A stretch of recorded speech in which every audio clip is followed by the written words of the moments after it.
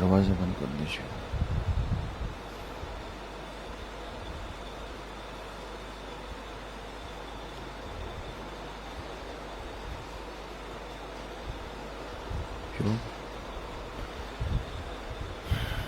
اعوذ باللہ من الشیطان الرجیم. بسم اللہ الرحمن الرحیم. تلک الرسل فضلنا بعضهم على بعض منهم من کلم اللہ ورفع بعضهم درجات. صدق اللہ العظیم. تیسرا پارہ شروع ہو رہا ہے. تلک الرسل فضلنا، لکھے تفاوت درجات رسل. اللہ کے جتنے پیغمبر دنیا میں آئے ہیں باعتبار نبی ہونے کے تو سب برابر ہیں، سب کو نبوت ملی ہے، لیکن باعتبار درجات کے ان میں فرق ہے. سمجھ گئے؟ تفاوت درجات رسل، تفاوت کہتے ہیں فرق کو. پیغمبروں کے درجات میں بھی ایک فرق ہوتا ہے.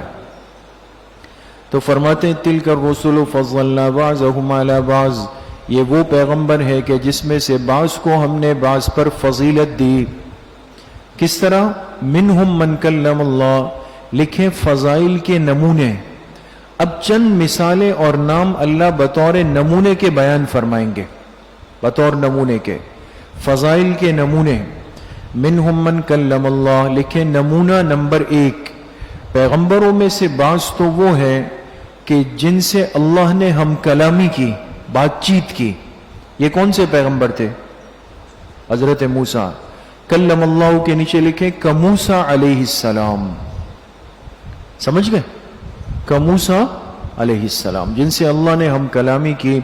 ورفع بعضهم درجات، لکھے نمونہ نمبر 2، اور ان میں سے بعض کے درجات کو بہت بلند فرمایا. یہ ترجمہ ہوگا. رفع بہت بلند فرمایا. یہ کون ہے؟ کہ محمد صلی اللہ علیہ وسلم. وآتینا عیسی ابن مریم البینات، لکھے نمونہ نمبر 3، اور ہم نے دی عیسیٰ ابن مریم کو البینات، معجزات. یہ تیسرا نمونہ ہے حضرت عیسیٰ علیہ السلام. اور عیسیٰ ابن مریم کو ہم نے معجزات دیے علیہ السلام کو. وَأَيَّدْنَاهُ بِرُوحِ الْقُدُسِ، اور ہم نے حضرت عیسیٰ علیہ السلام کی مدد فرمائی روح القدس کے ذریعے سے. روح القدس سے مراد کون ہے؟ حضرت جبرائیل علیہ السلام. وَلَوْ شَاءَ اللَّهُ مَا اقْتَتَلَ الَّذِينَ مِن بَعْدِهِم مِّن بَعْدِ مَا جَاءَتْهُمُ الْبَيِّنَاتُ، لکھے مشروعیت جہاد کی دوسری حکمت. مشروعیت جہاد کی دوسری، جہاد کا حکم کیوں دیا گیا، اس کی دوسری حکمت بیان ہو رہی ہے. ابتلاء. ابتلاء کہتے ہیں آزمائش کو. آزمائش. اب حاشیے پہ لکھیں کہ دنیا چونکہ دار الابتلاء ہے، دار الامتحان ہے نا، دنیا تو دار الابتلاء ہے، اس لیے یہاں ایمان کے ساتھ کفر بھی رہے گا. ایمان کے ساتھ کفر بھی رہے گا، اور کفر کی وجہ سے ایمان والے چمک جاتے ہیں. کفر کی وجہ سے ایمان والے چمک جاتے ہیں. جیسے آپ دیکھیں ٹھیلے میں پھل پڑے ہوئے، تو ایک پھل ایسا اٹھایا کہ اس پر داغ تھا، دوسرے پر بھی داغ تھا، تیسرے پر بھی داغ تھا. تو ان داغدار پھلوں کی وجہ سے بے داغ پھل زیادہ خوبصورت لگتے ہیں، ہے نا؟ تو کفر ہے تو اسلام والے خوبصورت لگتے ہیں، چمک جاتے ہیں. ہمارے حضرت استاد صاحب نعمانی صاحب فرماتے ہیں جیسے کالا تل محبوب کے چہرے کو خوبصورت کر دیتا ہے. جیسے کالا تل محبوب کے چہرے کو خوبصورت کا، حالانکہ کالا ہے لیکن محبوب کے چہرے پہ آیا تو خوبصورت بن گیا. تو فرماتے ہیں وَلَوْ شَاءَ اللَّهُ، اگر اللہ چاہتے، مَقْتَتَلَ الَّذِينَ مِن بَعْدِهِمْ، تو آپس میں لڑائی نہ کرتے، قتال نہ کرتے وہ لوگ، من بعدہم، ہم کے نیچے لکھیں الرسل، جو ان رسولوں کے بعد آئے نا، رسولوں کے بعد وہ آپس میں قتال نہ کرتے، جہاد نہ کرتے. من بعد ما جاءتهم البینات، اس کے بعد کہ ان کے پاس واضح دلائل آ چکے تھے. تو ہونا تو یہ چاہیے تھا کہ پیغمبر بھی آ گئے، اللہ کے احکامات بھی آ گئے، دلائل بھی آ گئے، ایمان ہی ایمان دنیا میں ہوتا، کفر ہی نہیں ہوتا.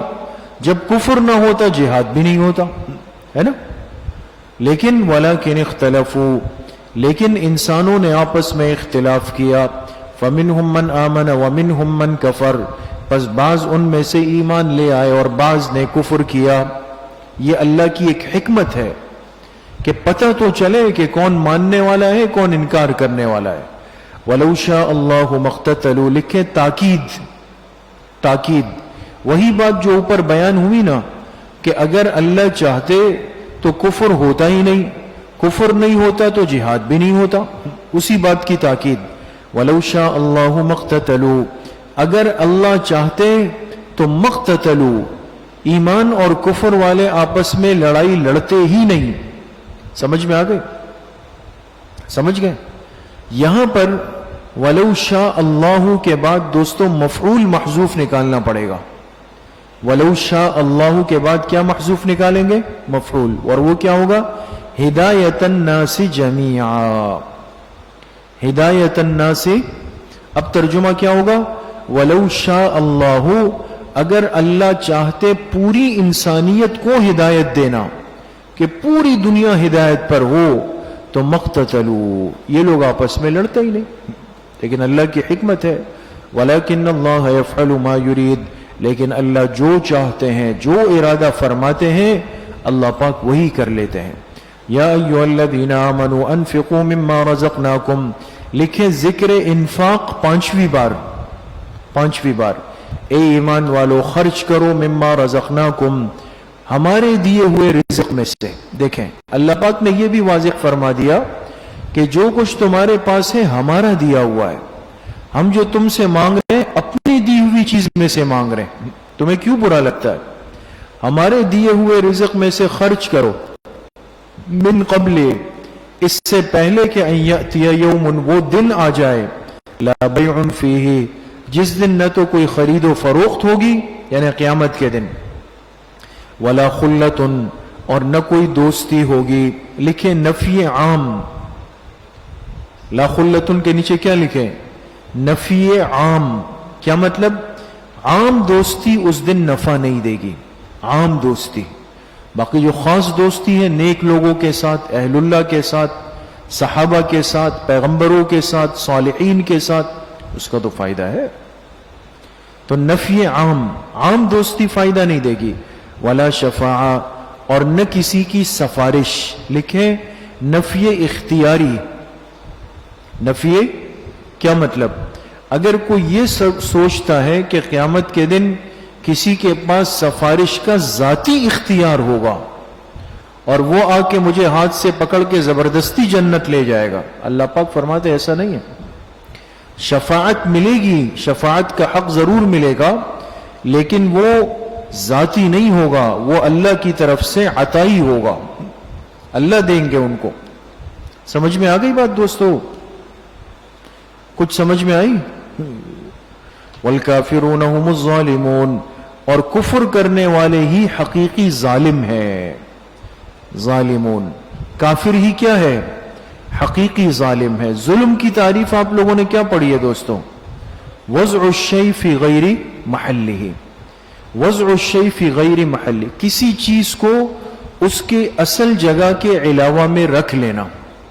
مثال کے طور پر یہ گلاس ہے، یہ پانی کی مشین کے پاس ہونا چاہیے، لیکن کسی نے جا کے وہ چپلوں والی سیڑھیوں میں رکھ دیا، تو ایسا کرنے والا ظالم ہے کہ وضع الشیء فی غیر محلہ ہی کیا اس نے نا، ہے نا؟ تو اسی طرح جو آدمی ایمان کی جگہ پہ کفر کو رکھ دے گا تو اس سے بڑا ظالم کون ہے؟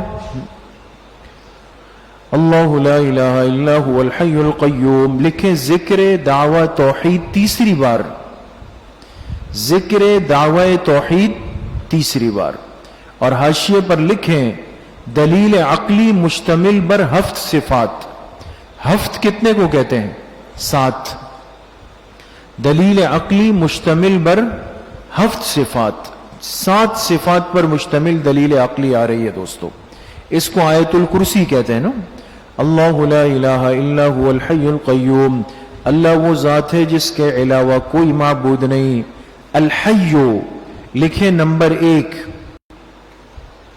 نمبر ایک، یعنی دلیل عقلی نمبر 1، صفت نمبر 1 آئے گی نا، 7 صفات بیان ہوں گی اللہ پاک کی، تو الحی کے نیچے لکھے صفت نمبر 1، اور حی کا ترجمہ کیا کریں گے؟ دائم البقاء، جو ہمیشہ ہمیشہ رہنے والا ہے۔ اللہ پاک وہ ہے الحی جو کہ ہمیشہ ہمیشہ رہنے والا ہے۔ القیوم لکھے صفت نمبر 2، جو کہ نگہبان ہے، جو کیا ہے؟ نگہبان ہے۔ بعض نے ترجمہ کیا جو کہ تھامنے والا ہے، پوری کائنات کے نظام کو تھامنے والا ہے۔ سمجھ میں آ گئی؟ تو قیوم کس کی صفت ہے؟ اللہ پاک کی صفت ہے۔ اس میں احتیاط کرنی چاہیے۔ پچھلے دنوں ایک تصوف سے جڑے ہوئے ایک نوجوان نے اپنے شیخ کی تعریف میں مضمون لکھا، تو کہا محبوب سبحانی قیوم زمانی۔ تو قیوم زمانی صحیح تھا؟ بہت غلط تھا، بہت خطرناک لفظ ہے۔ قیوم تو اللہ کی صفت ہے، یعنی جو اپنے زمانے میں کائنات کو تھامنے والے تھے۔ تو یہ بھی بہرحال تصوف جب شریعت سے الگ ہونے لگتی ہے بہت نقصانات ہوتے ہیں، اس لیے ہمارے اکابر اس معاملے میں بڑے سخت محتاط ہوتے ہیں۔ نگہبان، لا تأخذہ سنۃ ولا نوم لکھے صفت نمبر 3، اور اللہ وہ ہے جس کو نہ تو اونگ پکڑ سکتی ہے نہ نیند۔ سنتن کہتے اونگ، اونگ جانتے؟ اونگنا، جو اکثر و بیشتر دوران سبق طلبہ پر سکینت اترتی ہے آسمان سے تو وہ اونگتے ہیں، استاذ پڑھا رہے ہوتے ہیں اور ان پر سکینہ اتر رہا ہوتا ہے، تو اونگ ہوتی ہے جو نیند سے پہلے آتی ہے۔ اور نوم کہتے ہیں جب انسان پوری نیند میں چلا جائے، تو نہ اللہ کو اونگ آ سکتی ہے اور نہ نیند آ سکتی ہے۔ لہو ما فی السماوات وما فی الارض صفت نمبر 4، اللہ ہی کا ہے جو کچھ آسمانوں میں جو کچھ زمین میں ہے۔ من ذا الذی یشفع عندہ الا باذنہ صفت نمبر 5، اور لکھے نفی شفاعت قہریہ۔ قہریہ کہتے ہیں زبردستی۔ یہ عقیدہ اور تصور رکھنا کہ اللہ کے سامنے کوئی زبردستی سفارش کرے گا، سمجھ گئے؟ جیسے روافظ کا عقیدہ ہے کہ حضرت حسین رضی اللہ عنہ ہمیں زبردستی جنت لے جائیں گے۔ اہل بدعت کا عقیدہ ہے کہ حضرت شیخ عبد القادر جیلانی رحمت اللہ علیہ ہمیں زبردستی جنت لے جائیں گے، سمجھ گئے؟ یہ ہے نفی شفاعت قہریہ، کوئی زبردستی نہیں کر سکتا۔ ہاں اللہ اپنے مقبول بندوں کو اجازت دیں گے کہ بھئی آپ جن کی سفارش کرنا چاہیں تو فرما لے، اللہ کی اجازت پر موقوف ہے، سمجھ گئے؟ یہ تو کون ہے الذی یشفع عندہ، جو کہ اللہ کے سامنے سفارش کر سکے؟ کسی کی مجال ہے نہیں، الا باذنہ مگر کس کے حکم سے؟ اللہ کے حکم سے۔ یعلم ما بین ایدیہم وما خلفہم صفت نمبر 6، حالات حاضرہ، اور اللہ جانتا ہے ما بین ایدیہم، ما بین ایدیہم کے نیچے لکھے حالات حاضرہ، جو موجودہ حالات ہیں۔ فرمایا اللہ جانتا ہے اگلے حالات کو بھی، وما خلفہم اور پچھلے حالات کو، سب چیزیں اگلی پچھلی اللہ کے علم میں ہے۔ ولا یحیطون بشیء من علمہ الا بما شاء، اور کوئی چیز احاطہ نہیں کر سکتی اللہ کے علم میں سے الا بما شاء مگر جو اللہ چاہے۔ اللہ کے علم کا احاطہ کوئی بھی نہیں کر سکتا، کوئی بھی یہ صلاحیت نہیں رکھتا۔ ہاں اللہ جس کو چاہے اپنے علم میں سے جتنا حصہ دے دے، تو سب سے زیادہ حصہ اللہ کے علم کا پیغمبروں کے پاس آتا ہے، اور پھر تمام پیغمبروں کا علم جمع ہو جائے تو ان سب سے زیادہ علم کس کے پاس ہے؟ جناب رسول اللہ صلی اللہ علیہ وسلم۔ وسع کرسیہ السماوات والارض، اور وسعت رکھنے والی ہے کرسیہ، اللہ کی کرسی۔ ایک ترجمہ تو اس کا یہی ہے کہ جو اللہ کا عرش ہے وہ وسیع ہے، آسمانوں پر بھی زمین پر بھی، پوری کائنات اللہ کے عرش کے اندر سمائی ہوئی ہے، ایک مطلب۔ دوسرا مطلب کرسیہ کا ہے سلطنت، اللہ کی جو سلطنت اور بادشاہت ہے یہ پوری آسمانوں اور زمین پر وسیع ہے۔ تیسرا ترجمہ ہے کرسیہ کا علم، کہ اللہ کا علم آسمانوں اور زمینوں میں سب سے زیادہ کیا ہے؟ وسیع ہے. تینوں ترجمے سمجھ گئے؟ وسع کرسیہ السماوات والارض ولا یؤودہ حفظہما، اور اللہ کو تھکا نہیں سکتا، لیکن صفت نمبر 7، اللہ کو تھکا نہیں سکتا حفظہما، ان دونوں کی حفاظت کرنا. ہما کی ضمیر کہاں لوٹ رہی ہے؟ آسمان و زمین. اب آسمان و زمین کی حفاظت اللہ پاک فرما رہے ہیں. کب سے فرما رہے ہیں؟ کب تک فرمائیں گے؟ یہ کسی کے علم میں نہیں. لیکن ایسا نہیں ہے کہ اس حفاظت سے اللہ پاک کی ذات تھک جائے کبھی، نعوذ باللہ، یہ نہیں ہو سکتا. اس لیے کہ اللہ پاک تھکاوٹ سے پاک ہے. تھکاوٹ عیب ہے، نقص ہے، کمزوری ہے، اور اللہ کے اندر نقص اور کمزوری نہیں ہو سکتی. وَهُوَ الْعَلِيُّ الْعَظِيمُ. لکھے ثمرۂ دلیل، ثمرۂ دلیل. اب ان دلائل کا نتیجہ کیا نکلا جو آپ نے پڑھی؟ فرمایا اللہ وہ ہے جو عالی شان ہے، جو عظیم الشان ہے. یہ سب سے بہترین ترجمہ ہے. علیو مانے عالی شان، جس کی شان اونچی بھی ہے، عظیم الشان، اور جس کی شان بڑی بھی ہے. لا اکراہ فی الدین. لکھیں ازالہ شبہ متعلق جہاد، متعلق جہاد کے بارے میں ایک شبہ کا ازالہ فرما رہے ہیں. شبہ یہ تھا کہ ایک صحابی تھے حضرت حسین، صاد کے ساتھ دوستوں، حضرت حسین انصاری رضی اللہ عنہ. ان کے 2 بیٹے عیسائی تھے. یہ مسلمان تھے، بیٹے عیسائی تھے. تو یہ ان کا خرچہ اٹھاتے تھے. تو انہوں نے بیٹوں سے کہا کہ تمہیں اسلام قبول کرنا پڑے گا، ورنہ تو خرچہ پانی بند ہے. تو آپ علیہ السلام کو جب پتہ چلا تو آپ نے فرمایا نہیں، اسلام قبول کروانے میں کسی پہ زبردستی نہیں ہو سکتی. سمجھ گئے؟ قبول کروانے میں زبردستی نہیں ہو سکتی. تو اب اس پر اشکال ہے، جو ازالہ شبہ ہے نا، شبہ کیا پیدا ہوا؟ اگر اسلام قبول کروانے میں زبردستی نہیں ہے آپ کہہ رہے ہیں، تو پھر جہاد کے عمل میں تو اکراہ ہے. کافر پر تلوار کیوں اٹھائی جا رہی ہے؟ کہ بھئی وہ آپ کا دین قبول نہیں کر رہا نا، ہے نا، تو زبردستی تو ہو رہی ہے. تو اس کا جواب دیا کہ جہاد کے اندر اکراہ نہیں ہے، کسی سے زبردستی اسلام قبول کروانا مقصود نہیں ہے. جہاد کا مقصود جو ہے وہ کیا ہے؟ دفع فساد ہے. جہاد کا مقصود کیا ہے؟ دفع فساد. اس لیے آپ حضرات نے ترتیب پڑھی ہے کہ سب سے پہلے جا کر کافر کو دعوت دینی ہے، سمجھانا ہے، اسلام کی خوبیاں پیش کرنی ہے، تسلی سے سمجھ جائے، اسلام قبول کر لے، بات ختم.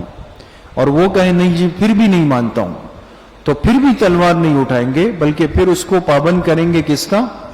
جزیے کا. کہ ٹھیک ہے تم اسلام قبول نہیں کرتے تو اسلامی حکومت کے ماتحت آنا پڑے گا پھر، تاکہ لوگوں کو پریشان نہیں کرو. جزیہ دے دو، جو ٹیکس ہوتا ہے پوری دنیا دیتی ہے، وہ ٹیکس وہ دے دے. اور اگر وہ کہے جی نہ تو اسلام قبول کرنا ہے، نہ آپ کے اصول قانون کو مانتا ہوں، ٹیکس دیتا ہوں، تو یہ تو فساد پھیلانے والی بات ہوئی نا. تو دفع فساد کے لیے پھر اس پہ جہاد کی تلوار اٹھائی جائے گی. اب سمجھ میں آئی بات دوستو؟ یہ فرمایا لا اکراہ فی الدین، کوئی زبردستی نہیں، فی الدین، کس میں؟ دین کے قبول کرنے میں. لکھیں قبول الدینی، کس میں؟ فی قبول الدینی. بہت سارے جو ملحد قسم کے لوگ ہوتے ہیں نا، بدباطن، نماز نہیں پڑھتے، روزے نہیں رکھتے، مستورات پردہ نہیں کرتی، بے حیائی، تو جب ان سے کہا جائے کہ بھئی آپ کیوں اس طرح کرتے ہیں، کہتے ہیں لا اکراہ فی الدین، دین میں تو کوئی زبردستی نہیں ہے. مقصد یہ کہ ہم جو بے حیائی بے شرمی کریں، رمضان میں سر عام کھائیں، کچھ بھی کریں تو ہم کریں. تو آیت کو سمجھیں دوستو، دین کے قبول کروانے میں زبردستی نہیں، لیکن جو دین کے دائرے کے اندر ہے اس کو اصول ماننا پڑے گا. جیسے آپ کسی مدرسے کے اسکول کے طالب علم بن جائیں، جب تک نہیں ہے، اب باہر بہت ساری دنیا گھوم رہی ہے، تو ہمیں تو کسی سے شکوہ نہیں ہے نا کہ آپ تفسیر میں کیوں نہیں آ رہے ہو، لیکن آپ لوگوں نے داخلہ لیا ہے تو آپ سے پوچھیں گے. سمجھ گئے نا؟ انسان جب دائرے میں اندر آ جائے تو پھر اس کو اصول ماننا پڑتے ہیں. اسلام کے دائرے میں جب آ جائے گا تو پھر اسلام کی ماننی پڑے گی. قد تبین الرشد من الغی، لکھیں علت، تحقیق ہدایت واضح ہو چکی ہے من الغی گمراہی کے مقابلے میں. گمراہی کے مقابلے میں ہدایت کیا ہو چکی؟ واضح ہو چکی. فمن یکفر بالطاغوت، لکھے طالبین رشد کا انجام. طالبین رشد کہتے ہیں ہدایت کو. جو ہدایت کے طلبگار ہوتے ہیں ان کا انجام کیا ہوگا؟ فرمایا فمن یکفر بالطاغوت، جو انکار کر دے طاغوت کا. اب طاغوت کس کو کہتے ہیں؟ ایک قول یہ ہے معبودان باطلہ. مثلا ہم کہے کہ جی ہم بتوں کو نہیں مانتے، ہم قبروں کی پوجا نہیں مانتے، سمجھ گئے؟ ایک تو ہے معبودان باطلہ. دوسرا مطلب طاغوت کا ہے شیطان. تو کہ بھئی میں شیطان کی نہیں مانوں گا، اللہ پاک کی مانوں گا. سمجھ میں آ گئی؟ لیکن تیسرا اور آسان قول یہ ہے کہ ہر وہ سرکش طاقت جو دین کے راستے میں رکاوٹ بن جائے وہ طاغوت ہے. ہر وہ سرکش طاقت جو کیا ہو، دین کے راستے میں رکاوٹ بن جائے، چاہے پھر وہ بت ہے، چاہے وہ کافر ہے، چاہے وہ کوئی چیز ہے، چاہے وہ کوئی جانور ہے، کوئی بھی ہو، وہ طاغوت کے اندر شامل ہو جائے گا. تو جو طاغوت کا انکار کرے وَيُؤْمِن بِاللَّهِ، اور اللہ پر ایمان لائے، فَقَدِ اسْتَمْسَكَ بِالْعُرْوَةِ الْوُثْقَىٰ، تحقیق اس نے پکڑ لیا ایک مضبوط حلقہ. عروہ کہتے ہیں حلقے کو، حلقہ جانتے ہیں نا، کڑی. اور وثقہ کس کو کہتے ہیں؟ مضبوط. مضبوط سمجھ میں آ گئی بات دوستو؟ تو اس نے ایک مضبوط کڑا پکڑ لیا. دیکھیں یہ ایک تعبیر کی گئی کہ اسلام میں آنے والا اور کفر سے بچنے والا ایسا ہے جیسے ایک آدمی کسی جگہ پہ لٹک رہا ہے لیکن اس نے مضبوط زنجیر پکڑ لی. صحیح ہے نا؟ اور ایک یہ جو دھاگا پکڑ لے، دھاگا پکڑنے والا کیا ہوگا؟ سیر کر کے آئے گا نا نیچے کی. تو یہ تعبیر ہے. اس لیے یہاں پر حاشیے میں لکھے کہ استمسکا یہ استعارہ تشریحیہ ہے. یہ بلاغت کی بات ہے، مختصر المعانی دروس البلاغہ. استمسکا کیا ہے؟ استعارہ تشریحیہ. اور العروۃ الوثقی یہ استعارہ تصریحیہ ہے صاد کے ساتھ. ٹھیک ہے؟ کچھ سمجھ میں آ رہی ہے؟ لن انفصام لها، جس حلقے کے لیے ٹوٹنا نہیں ہے، ایسا مضبوط کڑا پکڑا ہے، حلقہ پکڑا ہے کہ لن انفصام، انفصام کے معنی ٹوٹنا، جس کے لیے ٹوٹنا نہیں ہے. واللہ سمیع علیم، اللہ سننے والے جاننے والے ہیں. اللہ ولی الذین آمنوا، لکھے اولیاء الرحمن کا بیان. اولیاء الرحمن، کچھ لوگ دنیا میں اللہ کے دوست ہوتے ہیں، ان کا تذکرہ. فرمایا اللہ ولی الذین آمنوا، اللہ پاک دوست ہیں ایمان والوں کے. کون دوست ہیں؟ اللہ دوست ہیں. یخرجہم من الظلمات الی النور، اور جو سچا دوست ہوتا ہے نا دوستو، مخلص دوست، وہ اپنے دوست کو ہمیشہ نقصان سے بچاتا ہے. آج کل کی تو ہماری دوستیاں فارمی مرغیاں اور فارمی انڈے کھا کر فارمی ہے نا، تو لہٰذا وہ دوستی بھی فارمی ہے. لہٰذا کسی کو دیکھ لیا کہ جا رہا ہے تو دوسرے کو کہا دیکھو دیکھو ابھی پھسل کے گرے گا، دیکھتے ہیں تماشا. پھر جب گرا کہو سوری سوری سوری سوری. تو یہ فارمی دوستی کہلاتی ہے. اللہ کی ذات کی جو دوستی ہے وہ تو پائیدار ہے، حقیقی ہے. تو فرمائے جب اللہ ایمان والوں کے دوست ہیں تو وہ کیا کرتے ہیں؟ یخرجہم من الظلمات الی النور، اللہ ایمان والوں کو نکال لاتے ہیں اندھیروں سے الی النور، کس میں؟ روشنی میں. اللہ پھر اپنے دوست کو اندھیرے میں رہنے نہیں دیتے. ظلمات کے نیچے لکھے شکوک و شبہات و وساوس. شکوک و شبہات و وساوس. جو اللہ کے دوست ہوتے ہیں نہ ان کو شک ہوتا ہے، نہ شبہ ہوتا ہے، نہ وساوس ہوتے ہیں. والذین کفروا، لکھے اولیاء الشیطان، کچھ لوگ شیطان سے دوستی کرتے ہیں. اور جنہوں نے کفر کیا اولیاءہم الطاغوت، ان کے دوست طاغوت ہیں، شیطان ان کے دوست ہیں. اور وہ کیا کرتے ہیں؟ یخرجونہم من النور الی الظلمات، وہ ان کو روشنی سے نکال کر کہاں پھینک دیتے ہیں؟ اندھیروں کے اندر. اولئک اصحاب النار هم فیہا خالدون، یہی لوگ جہنمی ہے، اس میں ہمیشہ رہیں گے. الم تر الی الذی حاج ابراہیم، لکھے اولیاء اس شیطان کا نمونہ، جو شیطان کے دوست ہیں نا اس کا ایک نمونہ کہتے ہیں مثال. اللہ ہمیشہ مثال دے کر بات سمجھاتے ہیں. ایک بادشاہ گزرا جس کا نام تھا نمرود. نمرود کا نام سنا ہے نا؟ یہ حضرت ابراہیم علیہ السلام کے زمانے میں گزرا، اور اس نے ابراہیم علیہ السلام کو بہت تنگ کیا. بالآخر ان کو آگ میں پھینکا، آگ میں ان کو پھینکا. تو آگ میں پھینکنے سے پہلے اس کا ابراہیم علیہ السلام سے ایک مناظرہ ہوا. کیا ہوا؟ مناظرہ، میم پر پیش ہے، ہاں خیال کریں. مناظرہ ہوا اس کا ابراہیم علیہ السلام سے. اس کا اللہ نے تذکرہ فرمایا. بیٹھ جائیں. الم تر الی الذی حاج ابراہیم فی ربہ، کیا آپ نہیں جانتے اس شخص کے بارے میں، الذی، اس سے مراد نمرود ہے، جس نے ابراہیم علیہ السلام سے بحث بازی کی، مناظرہ کیا، فی ربہ، ان کے رب کے بارے میں، یعنی اللہ تعالیٰ کے بارے میں. کیا مطلب؟ نمرود نے کہا اصل رب میں ہوں، ابراہیم علیہ السلام نے فرمایا نہیں، اصل رب تو اللہ تعالیٰ ہے. اب مناظرہ ہوا تو اس نے ابراہیم علیہ السلام سے مناظرہ کیا فی ربہ، ان کے رب کے بارے میں. کیوں کیا؟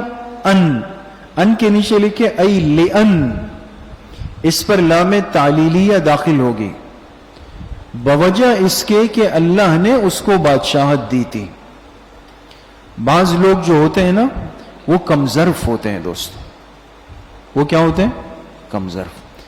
اس لیے کہتے ہیں کم ظرف کو جتنی عزت دو گے وہ اتنا جو ہے نا وہ اپنی ضلالت پہ اترے گا. ہر آدمی اس قابل نہیں ہوتا. اب اللہ پاک نے نمرود کو بہت بڑی بادشاہت دی، پوری دنیا پہ بادشاہت کی اس نے. تو کس نے دی اس کو؟ اللہ تعالیٰ نے. تو چاہیے تو یہ تھا کہ اللہ کا شکر گزار بنتا، لیکن جس اللہ نے بادشاہت دی اسی کا انکار کیا، اور ابراہیم علیہ السلام سے اسی اللہ کے بارے میں مناظرہ کیا اور کہا نہیں وہ نہیں ہے، میں ہوں. اب مناظرہ کیسے ہوا وہ دیکھیں. اس قال ابراہیم، جب کہا ابراہیم علیہ السلام نے، ربی الذی یحیی و یمیت، میرا رب تو وہ ہے جو زندگی بھی دیتا ہے اور موت بھی دیتا ہے. یہ حضرت ابراہیم علیہ السلام نے اللہ کے ہونے پر دلیل دی کہ حقیقی رب تو وہ ہے جو زندگی دیتا ہے اور موت دیتا ہے. تم دے سکتے ہو؟ اس سے پوچھا. اس نے کہا ہاں، انا احیی و امیت، کہا میں بھی زندگی دے سکتا ہوں اور موت دے سکتا ہوں. اب کیسے زندگی دے سکتا ہوں، موت دے سکتا ہوں؟ بھئی جیل سے اس قیدی کو نکالا جس کو سزائے موت مل گئی تھی، موت، اس کو آزاد کر دیا. کہا دیکھو یہ موت کا حقدار تھا نا، اس کو میں نے آزاد، زندہ چھوڑ دیا، یہ زندہ ہو گیا. اور ایک بے قصور آدمی کو پکڑا اور اس کو سولی دے دی، کہا اس کو موت دے دی، دیکھو میں کر رہا ہوں. سمجھ؟ یہ اس کی دلیل تھی. حالانکہ حیات اور موت کا یہ مطلب تھوڑی ہے کسی کو آزاد کرنا یا پکڑ لینا. حیات تو کہتے ہیں جسم میں روح ڈالنے کو، موت کہتے ہیں جسم سے روح کے نکالنے. لیکن چونکہ وہ موٹی عقل والا تھا اس نے یہ کیا اور یہ سمجھا کہ شاید میں نے بڑی دلیل پیش کی. اب ابراہیم علیہ السلام نے دوسری دلیل دی. قال ابراہیم، ابراہیم علیہ السلام نے فرمایا فَإِنَّ اللَّهَ يَأْتِي بِالشَّمْسِ مِنَ الْمَشْرِقِ فَأْتِ بِهَا مِنَ الْمَغْرِبِ. کہا اچھا تو اللہ تعالیٰ سورج مشرق سے نکالتے ہیں، میرا جو رب ہے اللہ تعالیٰ، تو تم مغرب سے نکال کے دکھا دو. نمرود سے کہا تم مغرب سے نکال کے دکھا دو. تو فَبُهِتَ الَّذِي كَفَرَ، کافر ہکا بکا رہ گیا. بوہتا کا کیا ترجمہ ہے؟ ہکا بکا رہ گیا، حیران رہ گیا کہ او ہو اب کیا ہوگا. اس لیے کہ پہلا والا قصہ تو آسان تھا، اب تو سورج کو نکال کے دکھانا تھا نا. نہیں سمجھے بات کو؟ تو کہا اللہ پاک مشرق سے نکالتے، تم مغرب سے نکال کے دکھا دو. یہاں پر مفسرین نے ایک بات ذکر کی ہے کہ بھئی نمرود یہ بھی تو کہہ سکتا تھا ابراہیم علیہ السلام کو کہ یہ مشرق سے میں نکال رہا ہوں، مشرق سے. تم اپنے رب سے کہو کہ وہ مغرب سے نکال دے. کہہ تو سکتا تھا نا، نہیں کہہ سکتا تھا؟ لیکن اس نے نہیں کہا. کیوں؟ اس لیے کہ وہ جانتا تھا یہ سچے پیغمبر ہے. اگر میں نے یہ دعویٰ کر دیا اور یہ اللہ سے کہہ دیں اور اللہ مغرب سے نکال دیں گے تو جو ماننے والے ہیں وہ بھی میرے ہاتھ سے چلے جائیں گے. یہ ہے. فأت بها من المغرب فبهت الذي كفر واللہ لا يهدي القوم الظالمین. اللہ ہدایت نہیں دیتے ایسی بے ڈھنگی قوم کو. ظالمین کا ترجمہ لکھے بے ڈھنگی. او کالذی مر علی قریۃ لکھے اولیاء الرحمن کا نمونہ اول. اوپر تو اولیاء الشیطان کا تھا, اب ہے اولیاء الرحمن کا نمونہ اول. یہ قصہ ہے حضرت عزیر علیہ السلام کا. اصل میں بخت نصر ایک ظالم بادشاہ گزرا جس کا قصہ سورہ بنی اسرائیل میں. اس نے بیت المقدس پہ حملہ کیا اور وہاں لوگوں کو تہو بالا کر دیا, سب کو مار ڈالا, جو بچے ان کو قیدی بنا کر لے گیا. ان میں حضرت عزیر علیہ السلام بھی شامل تھے جن اس وقت تک نبوت نہیں ملی تھی, ان کو بھی یہ قیدی بنا کر کے لے گیا. اب قصہ بہرحال لمبا ہے لیکن بالآخر حضرت عزیر علیہ السلام رہا ہو گئے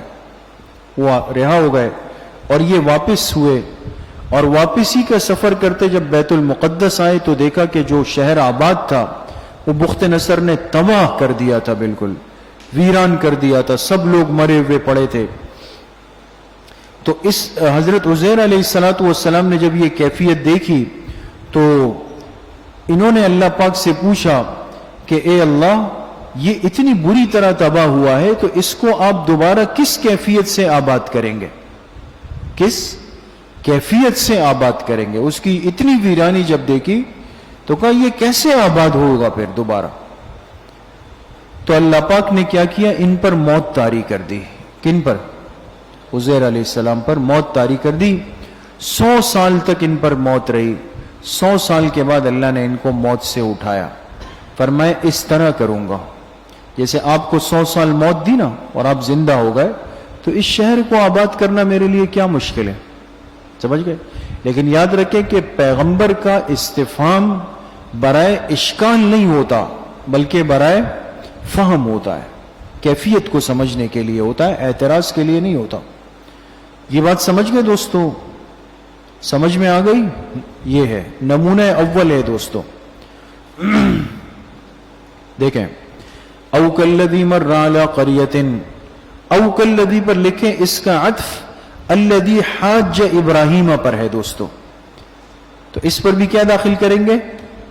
الم تر الی الذی, الم تر کیا آپ اس کے بارے میں جانتے ہیں, الذی مر علی قریہ جن کا گزر ہوا. یہ گزرنے والے کون تھے؟ عزیر علیہ السلام. علی قریۃ ایک علاقے پر. علاقہ کون سا تھا؟ بیت المقدس. سمجھ گئے؟ سب لکھنا ہے اس کے نیچے. وَهِيَ خَاوِيَةٌ عَلَىٰ عُرُوشِهَا, اور وہ علاقہ گرا پڑا تھا اپنی چھتوں پر, یعنی چھت نیچے تھی اور باقی ملبہ اس کے اوپر گرا ہوا تھا. قَالَ, تو گزرنے والے پیغمبر حضرت عزیر علیہ السلام نے پوچھا, اَنَّا يُحْيِي هَٰذِهِ اللَّهُ بَعْدَ مَوْتِهَا, اے اللہ آپ اس کو کیسے آباد کریں گے اس کے ویران ہونے کے بعد. اَنَّا کے نیچے لکھے کیفا, یہ ان کا سوال برائے کیفیت تھا. اے اللہ آپ اس جگہ کو کیسے آباد کریں گے؟ یحیی بعد موتہا, اس کے ویران ہونے کے بعد. فاماتہ اللہ 100 عام ثم بعثہ, اللہ نے ان پر موت طاری کر دی 100 سال تک. ثم بعثہ, 100 سال بعد ان کو دوبارہ اٹھایا.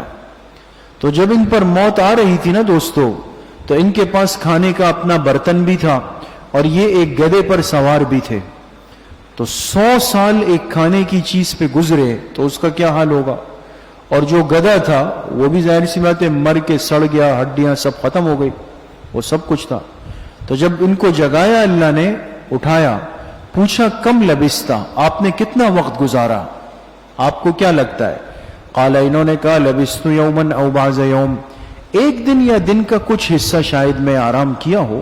ایسے 100 سال بعد اٹھے, کا ایک دن یا دن کا کچھ حصہ. قال, اللہ نے فرمایا بل لبست 100 عام, آپ نے 100 سال گزارے ہیں. کتنے سال؟ 100 سال. چلو آپ تو اٹھ گئے, اب آپ دیکھیں آپ کے جو کھانے کا برتن تھا وہ کھانا کس تھا. فانظر الی طعامک و شرابک, نظر ڈال دے اپنے کھانے اور پینے پر. لم یتسنہ, وہ بھی بدبودار نہیں ہوا, اس کی بھی اللہ نے حفاظت فرمائی. لم یتسنہ, وہ بھی بدبودار نہیں ہوا. وانظر الی حمارک, اور ذرا دیکھ لیجئے اپنے گدھے کو، جو گدھا مر گیا تھا نا، اس کو دیکھیں ہم اس کو کیسے زندہ کرتے ہیں۔ وَلِنَجْعَلَكَ آیَةً لِلنَّاسِ، اچھا لِنَجْعَلَ سے پہلے محذوف نکالیں، وَفَعَلْنَا ذَلِكَ، وَفَعَلْنَا، اور ہم نے ایسا اس لیے کیا، لِنَجْعَلَكَ، تاکہ ہم آپ کو بنا دیں، آپ سے مراد عزیر علیہ السلام، آپ کو بنا دے آیتن، لکھے نمونہ قدرت، آپ کو نمونہ قدرت بنا دے، للناس، باقی لوگوں کے لیے۔ لوگ جب آپ کو دیکھیں گے کہیں گے 100 سال کے بعد ایک شخص موت سے اٹھ سکتا ہے، تو یقیناً وہ ذات اس پوری کائنات کو ایک دن دوبارہ اٹھا سکتی، تو آپ نمونہ قدرت بن جائیں گے پوری انسانیت کے لیے۔ اب دوبارہ بات آ گئی گدھے کی طرف، فرمائے گدھے کو دیکھیں، وانظر الی العظام، اور نظر ڈالیں اس کی ہڈیوں پر، کیف ننشزھا، کیسے ہم اس کی ہڈیوں کو جوڑ رہے ہیں، ثم نکسوھا لحما، اور کیسے ہم اس پہ گوشت چڑھا رہے ہیں، کیا چڑھا رہے ہیں؟ گوشت۔ وہ گدھا بھی زندہ ہو گیا۔ فلما تبین لہ، پس جب بات ان پر واضح ہو گئی، عزیر علیہ السلام پہ بات کیا ہو گئی؟ واضح ہو گئی۔ نیچے لکھیں عین الیقین اور حق الیقین۔ عین الیقین، اور ایک تو ہوتا ہے نا علم الیقین، وہ تو ہے، علم الیقین تو پہلے سے تھا اللہ کی ذات پر، لیکن اپنی آنکھوں سے بھی دیکھ لیا، اور حق الیقین بھی کیا ہو گیا؟ ہو گیا، ان کو مشاہدہ ہو گیا۔ سمجھ میں آ گئی؟ باقی آپ حضرات منطق میں پڑھ چکے ہیں کہ علم الیقین اور عین الیقین، حق الیقین۔ مثال کے طور پہ کوئی کہے بھئی آگ جلاتی ہے، آگ کا کام ہے جلانا، ہم نے نہ آگ دیکھی مثال کے طور پہ، نہ اس کا جلانا دیکھا، لیکن بتانے والا مستند آدمی ہے، تو ہم کہیں گے بھئی یہ کہہ رہا ہے تو واقعی آگ جلاتی ہوگی، اس کو کیا کہیں گے؟ علم الیقین کہیں گے۔ دوسری صورت یہ کہ اس نے کہا آؤ آؤ میں دکھاتا ہوں آپ کو، ماچس جلائی، کاغذ لگایا اور آپ کے سامنے، اور آپ نے دیکھا واقعی آگ نے کاغذ کو جلا دیا، یہ کیا ہے؟ عین الیقین، آنکھ نے بھی دیکھ لیا۔ تیسرا یہ کہ آپ پھر بھی خاموش تھے، اس نے کہا ذرا اور قریب آئے، اور آپ کا ہاتھ پکڑ کے اس پہ رکھ دیا، کہا کیسے مزہ آ رہا ہے نا اس پہ، تو اپنی ذات کے ساتھ وہ فعل واقع ہو گیا، یہ کیا کہلاتا ہے؟ حق الیقین۔ تو تینوں چیزیں ہو گئی۔ قال اعلم، تو حضرت عزیر علیہ السلام نے فرمایا میں نے جان لیا کہ بے شک آپ اللہ تعالیٰ ہر چیز پہ قدرت رکھنے والے ہیں۔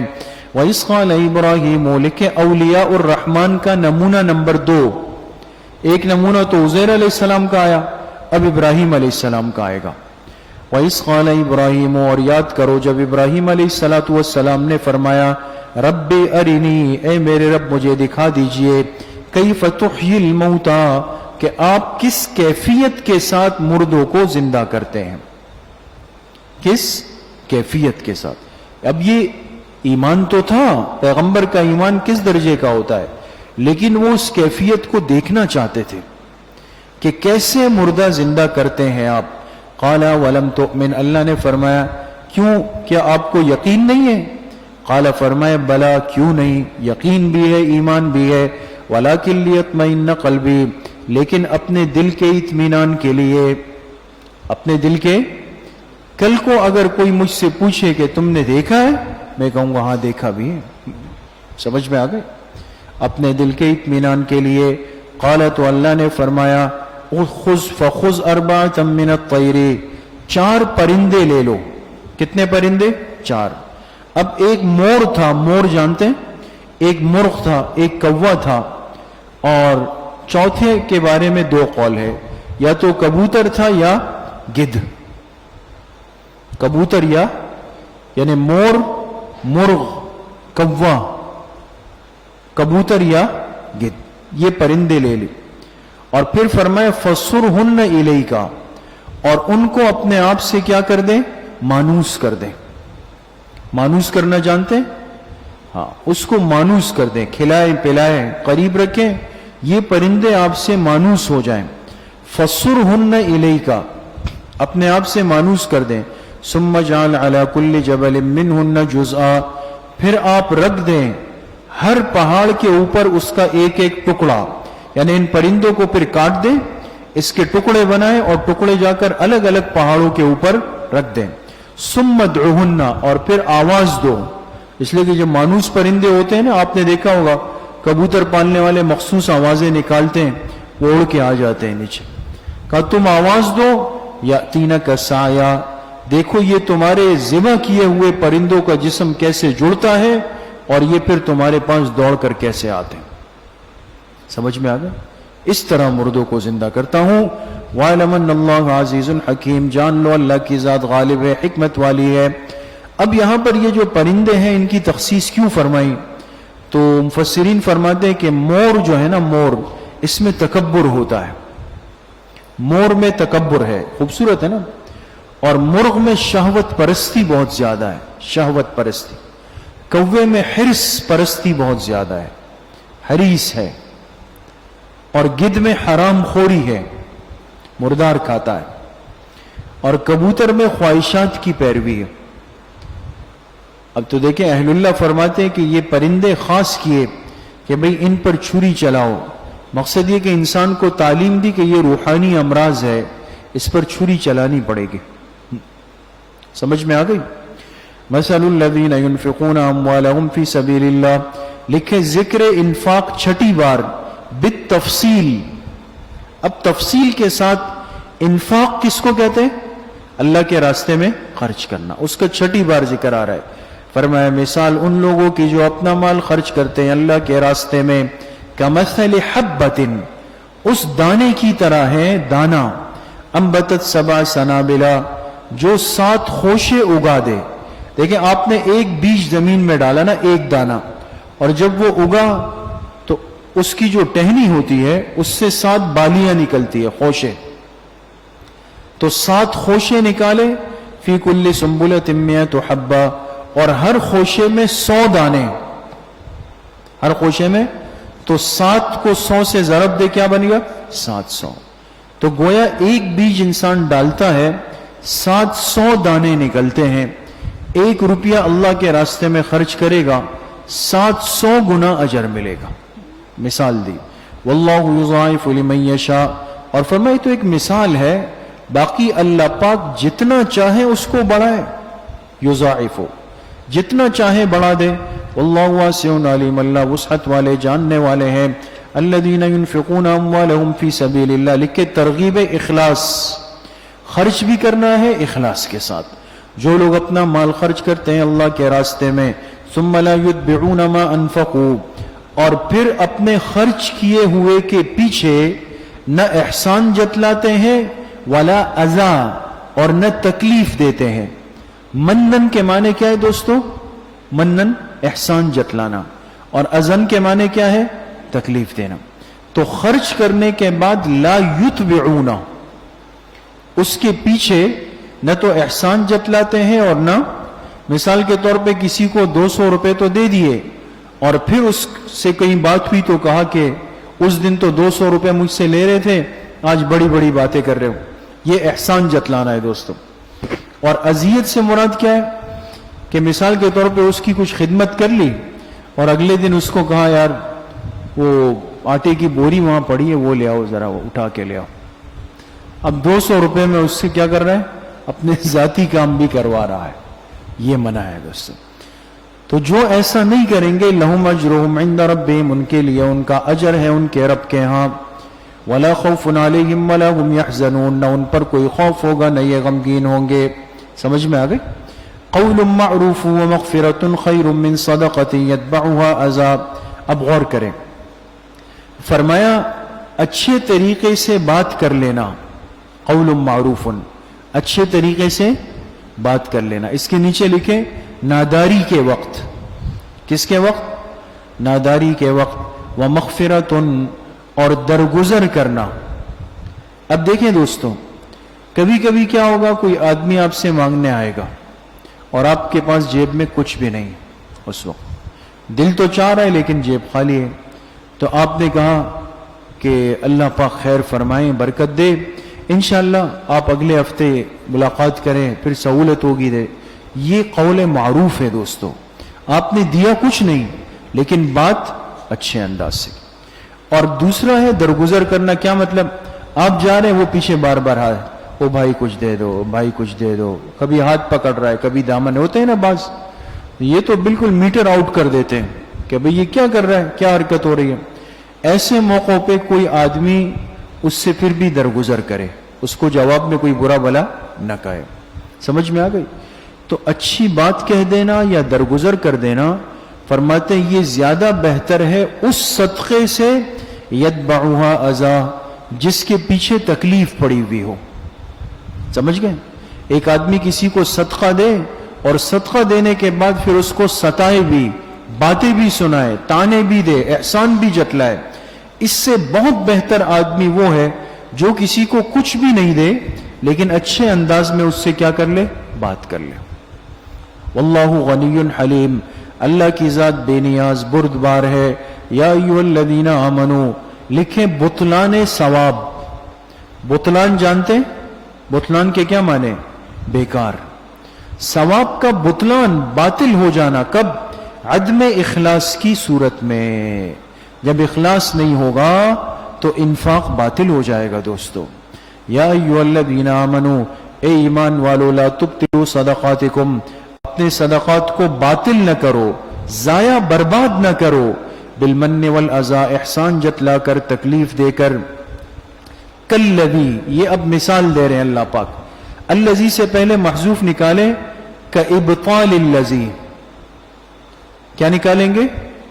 کابطال الذی، جیسا کہ باطل ہے اس شخص کے لیے، الذی ينفق مالہ، جو کہ خرچ تو کرتا ہے اپنا مال لیکن رعاء الناس، لوگوں کو دکھانے کے لیے. تو بھائی جو ریاکاری کے ساتھ خرچ کرے گا اس کو کوئی فائدہ ہے؟ نہیں ہے، اس کو کوئی فائدہ نہیں ہے. ریاکار کے نفقے کو اللہ دیکھتے بھی نہیں. اسی طریقے سے فرمایا تم بھی احسان جتلا کر، تکلیف دے کر اپنے صدقات کو، انفاق کو خراب مت کرو. وَلَا يُؤْمِنُ بِاللَّهِ وَالْيَوْمِ الْآخِرِ، جو خرچ کرتا ہے اپنا مال لوگوں کو دکھانے کے لیے اور اللہ اور آخرت کے دن پر ایمان نہیں رکھتا، فَمَثَلُهُ كَمَثَلِ صَفْوَانٍ، اس کی مثال تو ایسی ہے، کمثل صفوان. صفوان کہتے ہیں چکنے پتھر کو، جیسے کہ ایک چکنا پتھر ہے، چکنا، علیہ تراب، اور اس پر مٹی پڑی ہوئی ہے، مٹی، فاصابہ وابل، اور پھر اس پتھر پہ بارش برس جائے. تو دیکھیں چکنے پتھر پہ مٹی ویسے ہی ہلکی سی ہوتی ہے، اور اس پہ پانی گر جائے تو مٹی فوراً کیا ہوگی؟ ہٹ جائے گی نا، صاف ہو جائے گا وہ پتھر، بالکل ایسا لگے گا جیسے کچھ تھا ہی نہیں. تو اس ریاکار کا صدقہ ایسا ہے جیسے کہ کچھ ہے ہی نہیں. سمجھ گئے؟ فَأَصَابَهُ وَابِلٌ، اس پہ بارش برس جائے، فَتَرَكَهُ صَلْدًا، پھر وہ اس پتھر کو کر دے بالکل صاف. صلدہ کا ترجمہ ہے بالکل صاف، اس کو بالکل صاف کر دے. لَا يَقْدِرُونَ عَلَى شَيْءٍ مِّمَّا كَسَبُوا، یہ لوگ قدرت نہیں رکھیں گے. نیچے لکھے یوم القیامت، یہ لوگ قیامت کے دن قدرت نہیں رکھیں گے، علی شیء، کسی چیز پہ بھی، مما کسبوا، جو انہوں نے کمایا. دنیا میں تو بڑا خرچ کیا اور ان کو لگتا تھا آخرت میں جائیں گے اور پتہ نہیں کیا کیا ہمارے استقبال میں کھڑا ہوگا، لیکن جب وہاں جائیں گے پتہ چلا جی کچھ بھی نہیں ہے. اور وجہ یہ کہ اس پہ عدم اخلاص کا بورڈ لگا ہوا تھا کہ آپ نے اخلاص سے تو کیا نہیں. واللہ لا يهدي القوم الكافرین، اللہ تعالیٰ کافروں کی رہنمائی نہیں فرمائیں گے. لکھے الی الجنت، کس کی طرف؟ جنت کی طرف. ومثل الذین ينفقون، لکھے مثال برائے اخلاص. اب اخلاص والوں کی مثال دے رہے، اور مثال ان لوگوں کی ينفقون اموالہم، جو اپنے اموال خرچ کرتے ہیں، ابتغاء مرضات اللہ، اللہ کی رضامندی کو حاصل کرنے میں. ابتغاء حاصل کرنا، طلب کرنا، اللہ کی رضامندی کو حاصل کرنے میں. وتثبیتا من انفسہم، اور اپنے دلوں کو مضبوط رکھ کر. یہ ترجمہ ہے اس کا، اپنے دلوں کو مضبوط. ایک تو یہ کہ دیتے ہوئے اخلاص تو بہت ہے لیکن دل پہ ایک بوجھ بھی ہے، ہائے چلے گئے چلے گئے. دل کو مضبوط رکھ کر.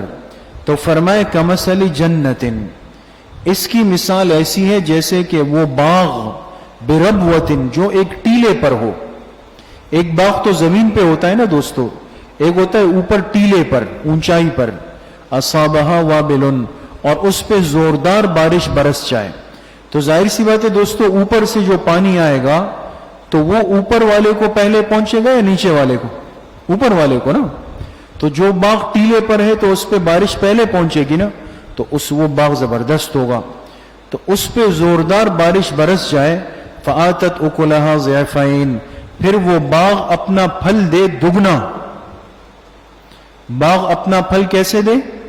دگنا کر کے دے، اس لیے کہ خوب پانی پہنچا. فَإِن لَمْ يُصِبْهَا وَابِلٌ، اور اگر زوردار بارش نہ بھی برسے، فَطَلٌّ، تو پھوار بھی کافی ہے. پھوار جانتے ہیں؟ پھوار جس کو ہم کہتے ہیں بوندا باندی، ہلکی ہلکی پھوار بھی ہو جائے تو وہ بھی اس کے لیے کیا ہوتی ہے؟ کافی ہوتی ہے. واللہ بما تعملون بصیر، جو کچھ تم کرتے ہو اللہ اس کو دیکھتے ہیں. ایود احدکم، لکھے مثال نفقات فاسدہ بعد صحت، نفقات فاسدہ کی مثال ہے بعد صحت. ایود احدکم، فرمائے کیا تم میں سے کوئی یہ بات پسند کرتا ہے، ان تکون لہ جنۃ، کہ اس کے پاس ایک باغ ہو، من نخیل وعنب، کھجور اور انگوروں کا. کس چیز کا؟ کھجور انگور کا. تجری من تحتها الانہار، اور اس باغ کے نیچے نہریں بہ رہی ہو. لہ فیہا من کل الثمرات، اور اس شخص کے لیے اس باغ میں ہر قسم کے پھل ہو، ہر قسم کے پھل ہو. وَأَصَابَهُ الْكِبَرُ، اور اس باغ والے پہ بڑھاپا آ جائے. کبر کس کو کہتے ہیں؟ بڑھاپا. اب باغ تو بڑا شاندار ہے، ہر قسم کے پھل فروٹ ہے اس میں، باغ والے پہ آ گیا بڑھاپا.